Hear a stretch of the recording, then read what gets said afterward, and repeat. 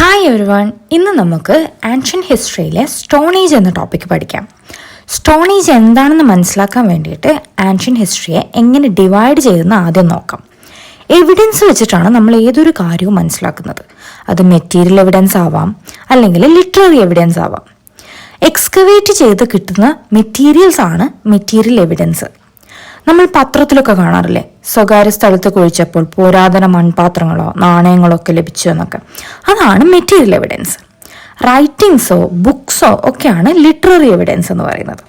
അപ്പോൾ പുരാതന നാണയങ്ങൾ, ചിലപ്പോൾ ചില എഴുത്തുകളൊക്കെ ഉണ്ടാവും, അതൊക്കെയാണ് ലിറ്റററി എവിഡൻസ്. എവിഡൻസ് ഒക്കെ വെച്ച് നമ്മൾ ആൻഷ്യൻ ഹിസ്റ്ററിയെ മൂന്നായി ഡിവൈഡ് ചെയ്തിട്ടുണ്ട്. അപ്പം ഈ ഡിവിഷൻ ലിറ്റററി എവിഡൻസിനെ ബേസ് ചെയ്തിട്ടാണ് ഡിവൈഡ് ചെയ്തിട്ടുള്ളത്. കാരണം ഈ മൂന്നിലും മെറ്റീരിയൽ എവിഡൻസ് അവൈലബിൾ ആണ്. അപ്പോൾ ഡിവിഷൻ എന്ന് വെച്ചാൽ pre historic period, proto historic period, historic period. Pre historic പീരീഡിൽ ലിറ്റററി എവിഡൻസ് ഇല്ല. അതിനൊരു ഉദാഹരണമാണ് സ്റ്റോൺ ഏജ്. പിന്നെയുള്ളത് പ്രോട്ടോ ഹിസ്റ്റോറിക് പീരീഡ്. അതിൽ ലിറ്റററി എവിഡൻസ് അവൈലബിൾ ആണ്, പക്ഷേ ആ ഭാഷ നമുക്ക് മനസ്സിലാക്കാൻ പറ്റിയിട്ടില്ല, അത് ഡീസൈഫർ ചെയ്യാൻ പറ്റിയിട്ടില്ല. അതിനൊരു ഉദാഹരണമാണ് ഇൻഡസ് വാലി സിവിലൈസേഷൻ. അതായത് അവിടെ നമുക്ക് ലഭിച്ച സൈൻ ബോർഡിലെ ലാംഗ്വേജ് ഇപ്പോഴും നമുക്ക് ഡീസൈഫർ ചെയ്യാൻ പറ്റിയിട്ടില്ല. അതിപ്പോഴും ശ്രമിച്ചുകൊണ്ടിരിക്കുകയാണ് അതെന്താണെന്ന് മനസ്സിലാക്കാൻ വേണ്ടിയിട്ട്. ലിറ്റററി എവിഡൻസ് ഡീസൈഫർ ചെയ്ത് മനസ്സിലാക്കിയ കാലഘട്ടമാണ് ഹിസ്റ്റോറിക് പീരീഡ് എന്ന് പറയുന്നത്.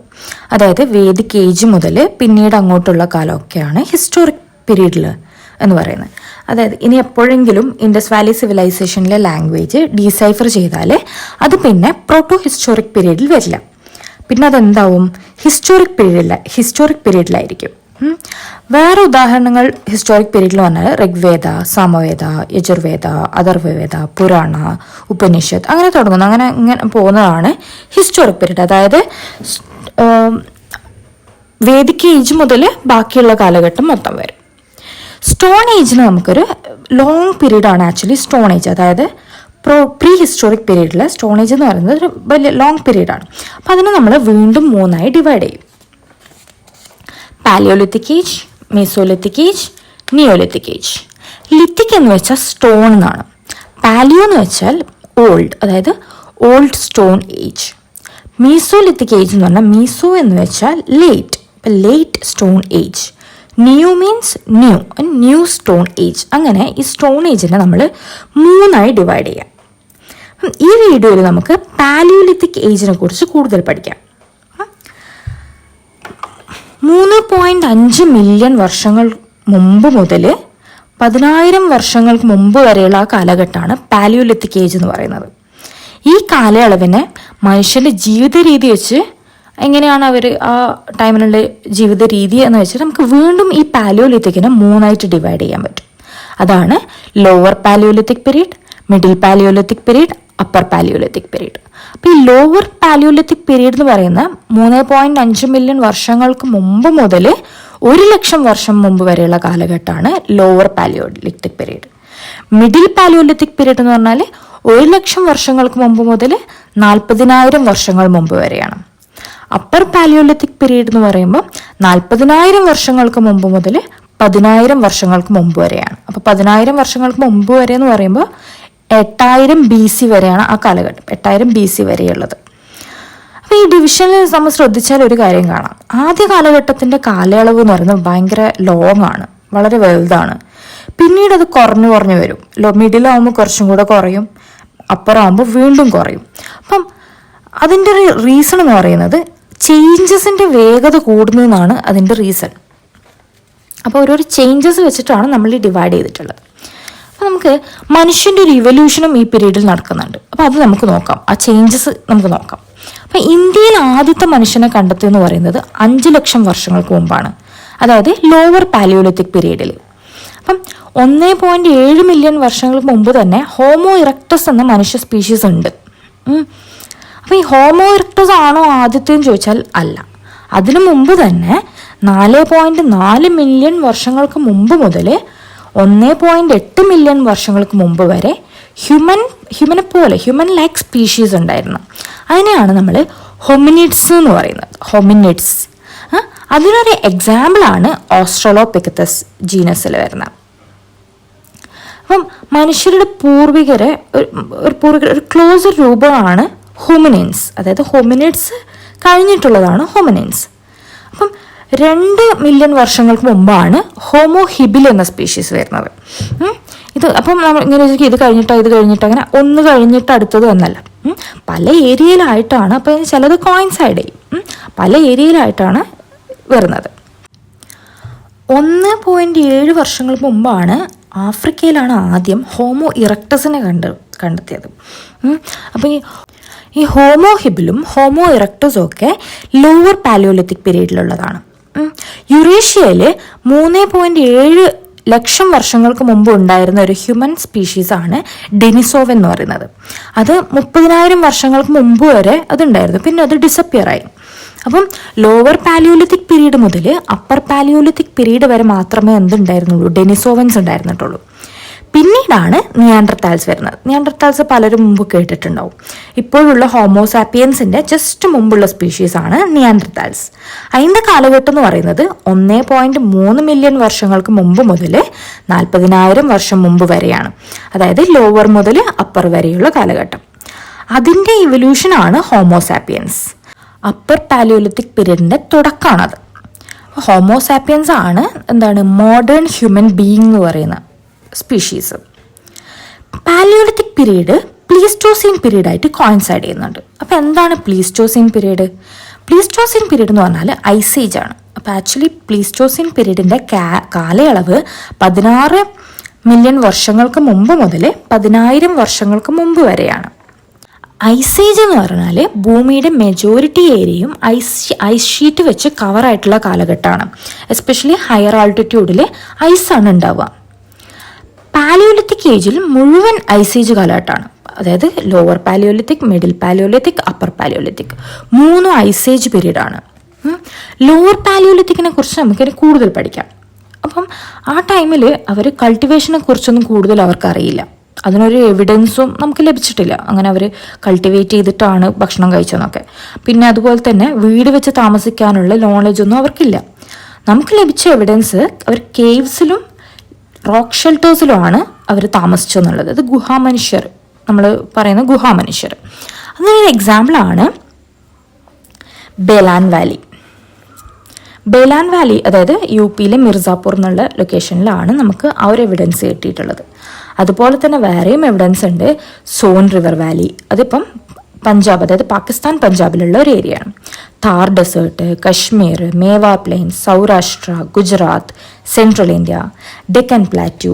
ഡെക്കൻ പ്ലാറ്റ്യൂവിൽ നമുക്കൊരു മേജർലി ഓർത്തു വെക്കേണ്ട ഒരു 3 ലൊക്കേഷൻസ് ഉണ്ട്.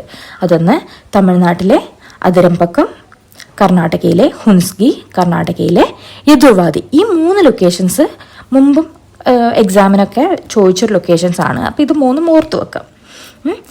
ഛോട്ടാ നാഗ്പൂർ പ്ലാറ്റ്യൂ, കാവേരി റിവറിൻ്റെ നോർത്ത്, ഇങ്ങനെ പല ഏരിയാസിലും സെറ്റിൽമെൻറ്റ്സ് കണ്ടിട്ടുണ്ട്. വേറെ മധ്യപ്രദേശിലുള്ള ബിംബേഡ്ക റോക്ക് ഷെൽട്ടറാണ് ഒരു മെയിൻ ഹൈലൈറ്റ്. അതിൻ്റെ ഹൈലൈറ്റിനുള്ള റീസൺ എന്തെന്ന് വെച്ചാൽ ഇത് ലോവർ പാലിയോലിത്തിക്കിലും മിഡിൽ പാലിയോലിത്തിക്കിലും അപ്പർ പാലിയോലിത്തിക്കിലുള്ള ഒരു സൈറ്റാണ്. ബിംബേഡ്ക എന്തുകൊണ്ടാണ് ഒരു മേജർ സൈറ്റ് ആയതെന്ന് കാരണം എന്തെന്ന് വെച്ചാൽ അതിന് ചുറ്റും ഫോറസ്റ്റാണ്. അപ്പോൾ ഇഷ്ടം പോലെ ഫുഡ് കിട്ടും, വാട്ടർ സോഴ്സസും അവൈലബിൾ ആണ്. മാത്രമല്ല ഈ ബിംബേഡ്ക റോക്സിൻ്റെ മിനറൽസ് എന്ന് പറയുന്നത് സാൻഡ്സ്റ്റോണും ക്വാർട്സൈറ്റും ഒക്കെയാണ്. ഹാർഡ് മെറ്റമോർഫിക് റോക്കാണ് അതൊക്കെ. ആയതിനാൽ ടൂൾസ് ഒക്കെ ഉണ്ടാക്കാൻ എളുപ്പമാണ്. പിന്നെ ഭക്ഷണം, സുരക്ഷിതമായ താമസം, റോ മെറ്റീരിയൽസ് ഒക്കെ ഈസിലി അവൈലബിൾ ആയതുകൊണ്ടാണ് ബിംബേഡ്ക കാലങ്ങളോളം ഒരു മേജർ സൈറ്റ് ആയത്. ഹണ്ടിങ് ആയിരുന്നു ഒരു മേജർ ഭക്ഷണത്തിൻ്റെ ഒക്കെ സോഴ്സ് എന്ന് പറയുന്നത്. അതിന് ടൂൾസ് വേണം. ഈ ടൂൾസാണ് വേറൊരു എവിഡൻസ്. ടൂൾസൊക്കെയും വലിയ കല്ലുകളായിരുന്നു, അതായത് പോളിഷ് അല്ലാത്ത റഫായ പോലെയുള്ള കല്ലുകൾ.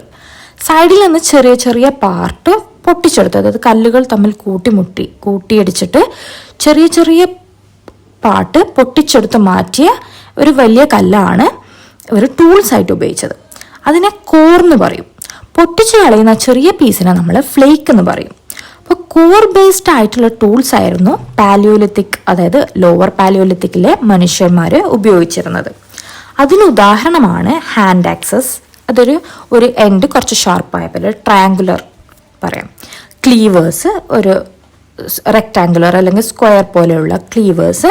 പിന്നെ പെബിൾ സ്റ്റോൺസ്, അതായത് പെബിൾസിനെ പൊട്ടിച്ചിട്ട്, അതായത് ഒരു സൈഡ് റൗണ്ടഡ് ആയിരിക്കും, മറ്റേ സൈഡ് ഷാർപ്പ് പോലെ ആയിരിക്കും.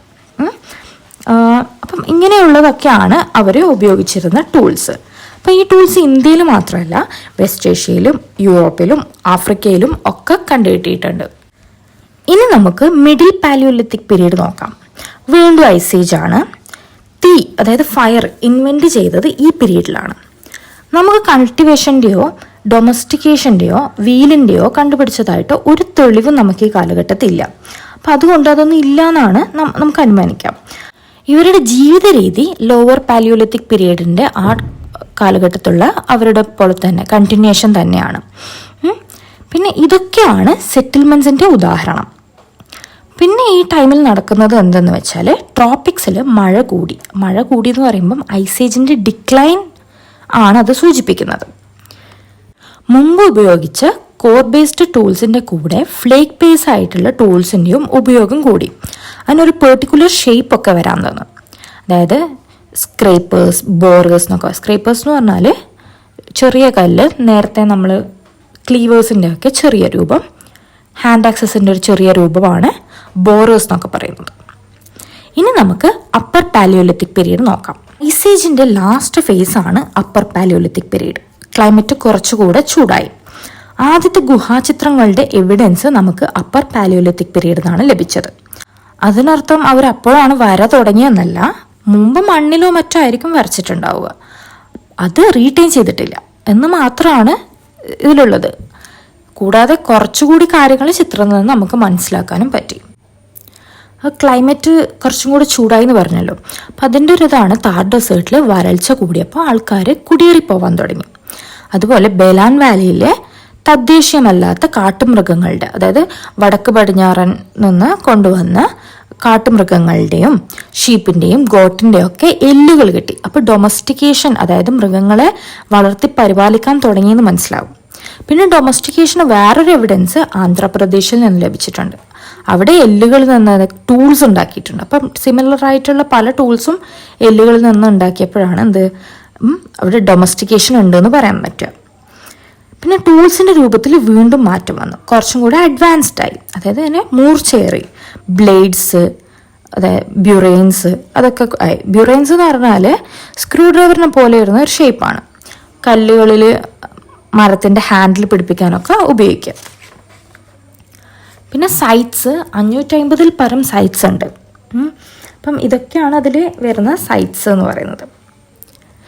പിന്നെ പെയിൻറ്റിങ്സിൽ നിന്ന് വേറെ കുറച്ച് കാര്യങ്ങളോട് നമുക്ക് മനസ്സിലാക്കാൻ പറ്റി. അതായത് ചെറിയ ചെറിയ ഗ്രൂപ്പുകളായിട്ടാണ് മനുഷ്യർ താമസിക്കാൻ തുടങ്ങി. അതായത് അതിനെ ബാൻഡ് സൊസൈറ്റി എന്ന് പറയും. പിന്നെ ജോലി എന്ന് പറയുന്നത് ആൺ പെൺ വയസ്സ് എന്നൊക്കെ വെച്ച് വീതിച്ച്, ചിലർ ചില ജോലികളെ ചെയ്യുന്നുള്ളൂ, മറ്റു ചിലർ മറ്റത് മാത്രമേ ചെയ്യുന്നുള്ളൂ, അങ്ങനെ. പിന്നെ ഒരു മേജർ എവിഡൻസ് ആയിരുന്നു ഓസ്ട്രിച്ചിൻ്റെ എഗ്ഷെല്, പറ്റ്നയിൽ നിന്നാണ് നമുക്ക് ലഭിച്ചത്.